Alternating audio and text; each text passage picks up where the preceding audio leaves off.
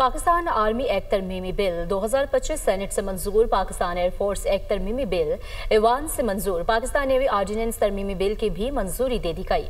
Opposition का ऐवान में एहतजाज, शोर शराबा। आर्मी एक्ट तरमीमी बिल नायब वज़ीर आज़म इसहाक डार ने पेश किया। ऐवान ने बिल की कसरत राय से मंजूरी दी। पाकिस्तान आर्मी एक्ट तरमीमी बिल 2025 सेनेट से मंजूर हो चुका। हरीम जदून इस्लामाबाद से ज्वाइन करेंगी।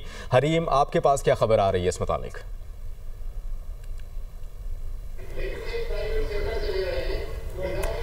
देखिए, गुज़िश्ता रोज़ जो आर्मी अमेंडमेंट बिल है, नेवी अमेंडमेंट बिल और एयरफोर्स अमेंडमेंट बिल जो है, ये कौमी असम्बली से जब मंजूर हो चुका था तो आज सेनेट के इस एजेंडे में इस बिल को शामिल कर दिया गया था और आज सेनेट से ये अप्रूव होना था और आज सेनेट से ये जो बिल्स हैं इनको मंजूर कर लिया गया है।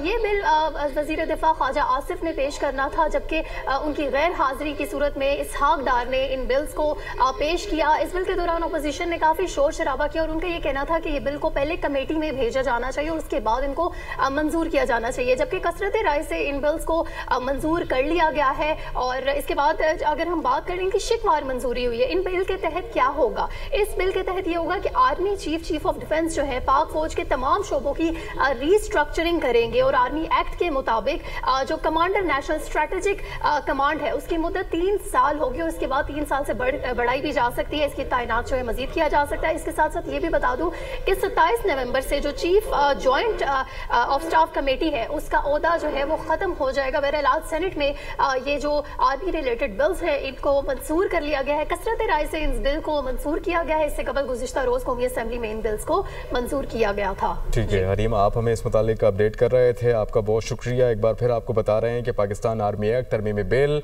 2025 सेनेट से मंजूर हो चुका। पाकिस्तान एयरफोर्स एक्ट तरमीमी बिल ऐवान से मंजूर। पाकिस्तान नेवी ऑर्डिनेंस तरमीमी बिल की भी मंजूरी दे दी गई है।